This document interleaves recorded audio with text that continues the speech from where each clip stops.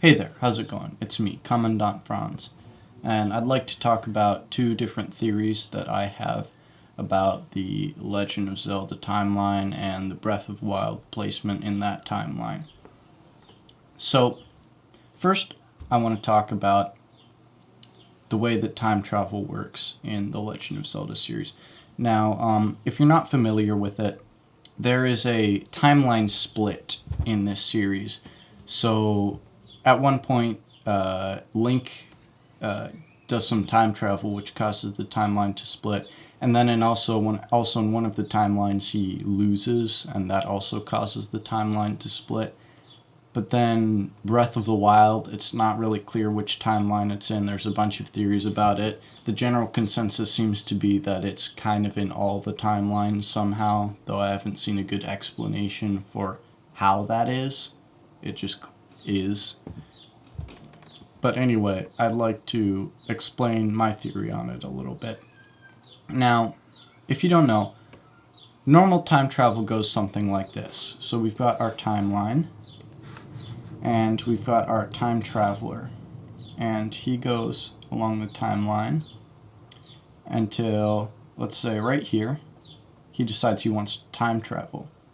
So he hops in his time machine and he goes back in time, and this causes the timeline here to split off into a new parallel timeline, because him being here changes reality. So this is no longer the reality, this is the new reality because he's here. And then maybe from here he decides to hop down even further back in time, way back here. And that causes the timeline to split again, of course. And it goes on like this. Oh, and maybe he can also travel into the future. So he, without experiencing this part, he time travels there. Zoop. And you can actually time travel to the future in real life by time dilation. You can look up time dilation on YouTube or Google or whatever if you want to learn about that. Anyway, it's not how it works in The Legend of Zelda. So, in Ocarina of Time, the plot goes something like this. Here's our basic timeline.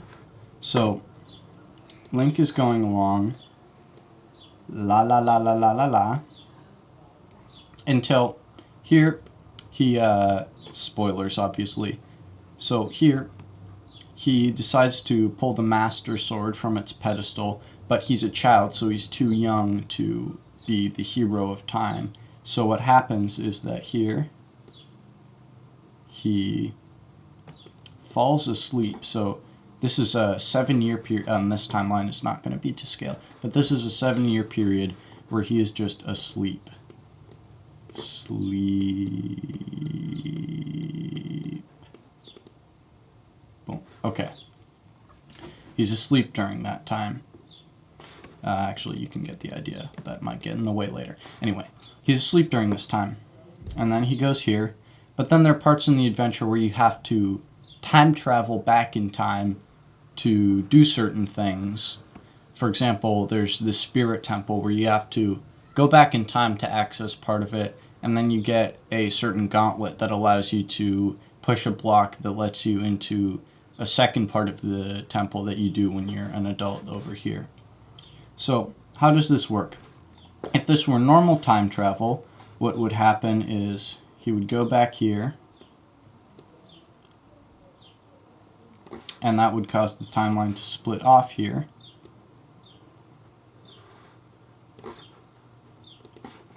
And then he would go on his merry way down this timeline. But this isn't actually how it works. The reason we can tell why this doesn't work this way is because, let's say right here, Link does something. Let's say he pisses someone off. Now, if we go down here in this timeline, they shouldn't be pissed off anymore because he went back in time. And he didn't do that in this timeline, right? There's no red spot where he pissed them off. But what we find in the game is that he did. So how does that work? Well, you might think, all right, perhaps it goes this way. If he still has that item there, maybe what happens is he goes back in time here, just before he goes to sleep, and then so the timeline splits off here, obviously, because there can't be two different things happening the same way in the same timeline. He splits off back here. He makes his merry way down this timeline, except instead of just continuing down this timeline, he just time travels back here. But that doesn't work either. And the reason is that then we would have to suppose that either he just waits for these 7 years, which we can see in the game, that's not what you do, or he goes back to sleep here. And it might seem like that's what he does, but that's not actually what he does, because he wakes up back after you time traveled. So basically, let's say you spent a day in the past, you will wake up a day after where you time traveled from. Whereas if you just went to sleep, you would be sleeping here, just like in this timeline. So the exact same things are happening here. That's why we can consider them to be one timeline. He goes to sleep here, and then he wakes up here. Except we can see that he doesn't wake up here. He wakes up, like I said, here, a day after from when he time traveled. And so then that's two different things happening in the same time. Is he asleep here, or is he not asleep here? It should be a clear answer because it's one timeline, but it's not a clear answer. So, how does it go? Well, it's not really clear exactly how it works, but basically what we see is that somehow whatever happened back here has to happen, because if he, say, gets the gauntlets of whatever back here, the silver gauntlets I think they are, he has them up here. But also, whatever happened here needs to also happen, because, again, let's say he pissed someone off here. Both this and this need to happen. So this element from this timeline needs to happen, because in this timeline he's just asleep. But he can't get the gauntlets while he's asleep, obviously. So this needs to happen. But also this element from this timeline needs to happen. So what we see is there's like a merging of the timelines. Elements from both timelines coincide into the new reality. And we can see that that's actually what happens in Breath of the Wild, because there's elements from all of the different timelines, the child timeline, the victorious timeline, and the not victorious timeline. There's elements from all of those. So we can see that there's actually a precedent for the time travel working this way. Now, I'm afraid I can't tell you exactly how this works, because it doesn't make sense.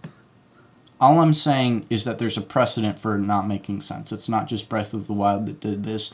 It works this way in the Ocarina of Time, too. Now for a brief bonus, let's go over the time travel in Majora's Mask.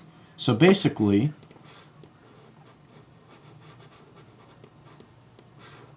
after all that happened, that's still there, kind of obviously, just we don't need to see it because it was a jumbled mess. After all that happened,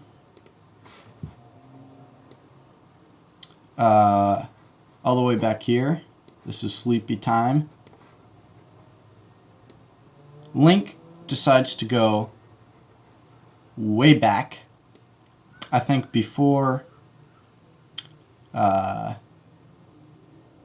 before he went to sleep. And something interesting about this is, well, all the previous time travels he was doing because he was replacing the Master Sword into the pedestal.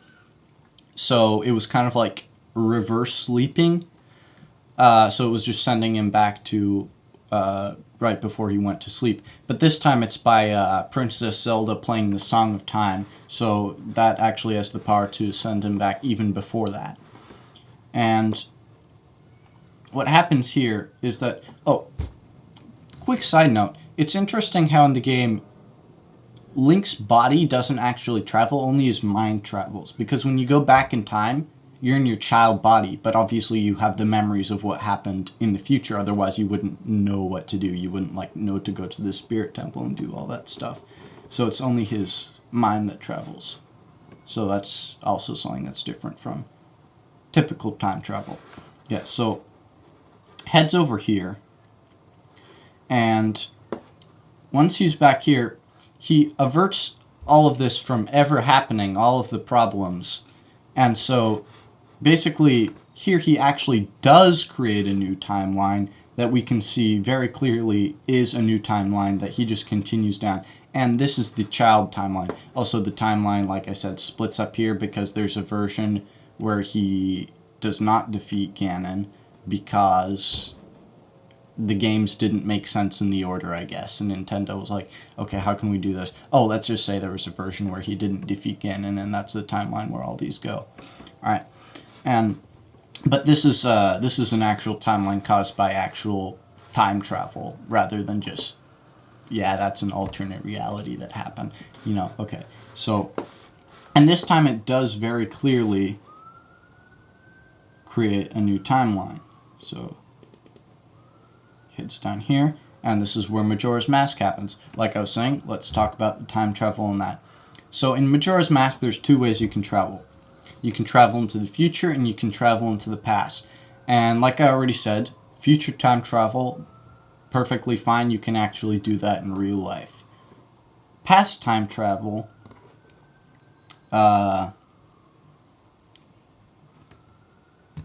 we don't know how you can do that in real life, but the past time travel here does actually make some sense, right? Because, so he goes here, la da da da da, and he travels back in time, and we can see that it actually does just create an alternate reality. And there's a little bit of weirdness of like, if you put money in the bank, the money will still be in the bank in this alternate reality, even though you put it in like here.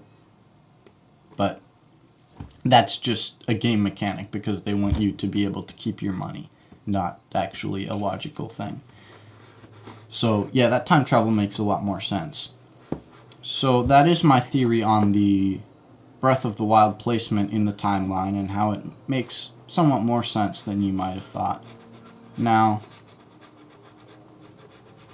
let me talk about my theory number 2. This theory is denied by Nintendo Corporation, but that is because the Nintendo Corporation are evil genocide deniers. So this theory is that the Koroks... okay, so there's in Breath of the Wild you can go to the Korok Forest, and I think this is maybe also in like Wind Waker or something, but I don't know because I haven't played that. So you can go to the Korok Forest, and there's Koroks there. But you can see that it's supposed to be what used to be the Kokiri Forest in Ocarina of Time, where there used to be Kokiris. So what happened to these Kokiris? I posit to you that the Koroks had a violent migration into the Korok Forest and brutally slaughtered the Kokiri population. And may I remind you that the Kokiri, they are all children. They are perpetually children. So, yeah, they just slaughtered a bunch of children. I don't see any other logical explanation. Goodbye.